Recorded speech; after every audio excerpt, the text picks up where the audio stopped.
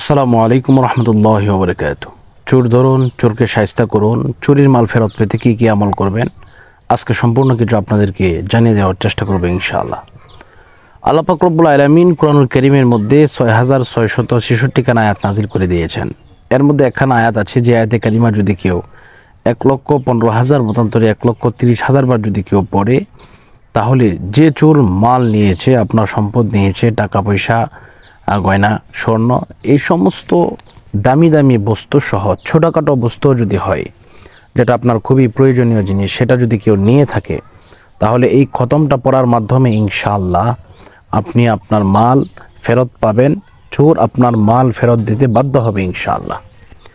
আমরা আসুন এই খতমের সাথে একটু পরিচয় হয়ে নেই। এটাকে অনেকেই বলেন জালালি খতম বা অনেকেই বলেন খতমি ইউনুস। এই খতমি ইউনুস যদি কেউ ১,৩০,০০০ বার যদি কেউ পড়ে, ইনশাআল্লাহ যাদের সময় আছে তারা, আমি নিয়মটা পড়ে বলে দেব, এই নিয়মে পড়ে নেবেন। আর যাদের সময় নাই, ইনশাআল্লাহ আমাদেরকে বললে ডেসক্রিপশনে নাম্বার দেওয়া আছে, ফোন করলে ইনশাআল্লাহ আমরাও আমাদের ছাত্রদের মাধ্যমে পড়িয়ে দেওয়ার চেষ্টা করবো ইনশাআল্লাহ। তো নিয়মটা একটু বলে দিচ্ছি। যারা বাড়িতে পড়তে চাচ্ছেন বা পড়তে পারবেন তারা এভাবে পড়বেন। প্রথমে ওযু করবেন। ওযু করার পরে সুন্দরভাবে আপনি ভালোভাবে পবিত্রতা অবস্থায় আপনি জায়নামাজের মধ্যে বসবেন। বসার পরে এইভাবে এক বৈঠকে, মানে এক বসা অবস্থায় আপনি ১,৩০,০০০ বার পড়বেন আপনার ফ্যামিলির লোকদেরকে নিয়ে।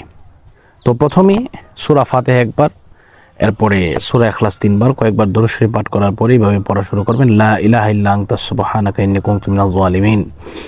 এইভাবে ১০০ বার যখন হয়ে যাবে তখন পড়তে হবে ফাস্তাজাবনা লাহু ওয়া নাজ্জায়নাহু মিনাল গাম্মি ওয়া কাযালিকা নুনজিল মুমিনিন। এইভাবে এই খতমটা যখন পড়বেন, দেখবেন ইনশাআল্লাহ সাথে সাথে অথবা ৩ থেকে ১ সপ্তাহের ভিতরে, সর্বোচ্চ ৪০ দিনের ভিতরে আপনার মাল আপনি ফিরে পাবেন।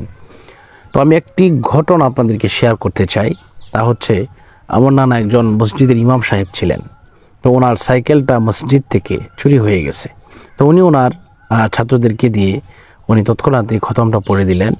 ইনশাআল্লাহ মাত্র ৩ ঘন্টা লাগে এই খতমটা পড়লে, কিন্তু মাত্র ১ ঘন্টা পড়ার পরপরই চোর সাইকেল নিয়ে ফেরত এসেছে। এটা আমি নিজে সাক্ষী, এবং আমি দেখেছি চোরের এদিক দিয়ে ওই দিক দিয়ে রক্ত লেগে আছে এবং চোর কান্না করতেছে, না পায়ের মধ্যে এসে পড়ে গেছে যে হুজুর মাফ করে দেন, আমি আর সহ্য করতে পারতেছি না।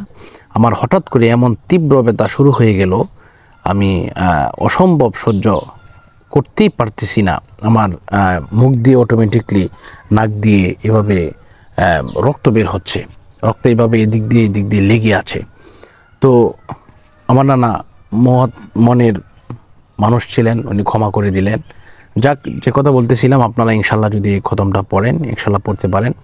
আর যদি না পারেন, ইনশাল্লাহ আমাদেরকে বললে আমরা ইনশাল্লাহ পড়ে দেবো ইনশাআল্লাহ। তো আল্লাহ পাক আমাদের সকলকে কবুল করুন, সকলের মনের আশা পূরণ করুন। এ পর্যন্ত বিদায় নিচ্ছি। আসসালামু আলাইকুম ওয়া রাহমাতুল্লাহি ওয়া বারাকাতুহু।